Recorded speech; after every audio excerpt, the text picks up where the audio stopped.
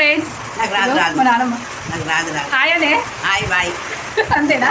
అంతే నువ్వు కూర ఎట్లా ఉంటుంది? వంకాయ కూర ఎట్లా ఉంటుంది చెప్పు. ఎట్లుంటా కోస్తా కలుగుతా ఉప్పు వేస్తా ఉప్పు వేసి వంపి మళ్ళీ నూనె పోసి కారం వేసి అల్లం వెల్లిగడ్డ అంత ఉడకంగా ధనాల పిండి ఇవన్నీ వేసి కలబెట్టి తింటా. అంతేనా? ఇక అంతేనా? ఇప్పుడు అన్నం తింటున్నావా గట్క తింటున్నావా? గట్క రోజు తిన్నాం అప్పుడు. ఇప్పుడు ఎక్కడిది గట్క మస్తు బువ్వ మా నాయుడు బువ్వ ఇప్పుడు ఎక్కడిది.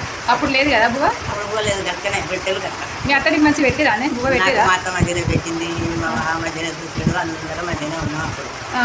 ఇప్పుడు ఇప్పుడు అప్పుడే జొన్నలు బాగుండేవి కదా మీకు? పన్ను దొన్నలు కొనేది మాకు చిలకలేనప్పుడు 4 బస్తాల దొన్నలు ఎదురు కూలి పోయినా కానీ అందరం పూజ చేస్తే ముగ్గురం చేసేది తాతలు అయ్యా నేను రోజు కూలిపోయేదా మీరు? దొన్న చుట్టాము ఏదంటే అలాంటి పోయేది. తాత అయితే జీడికాయ రావుల వాళ్ళ దగ్గర కనుక్కుంటాం మొదలు పెడితే ఆడిదాకా రాళ్ళు రప్పలు ఉండేది. అది మొరం పోయి పోయింది. నువ్వు కూడా కూలిపోయేదాని అప్పుడు అటు ఇటు?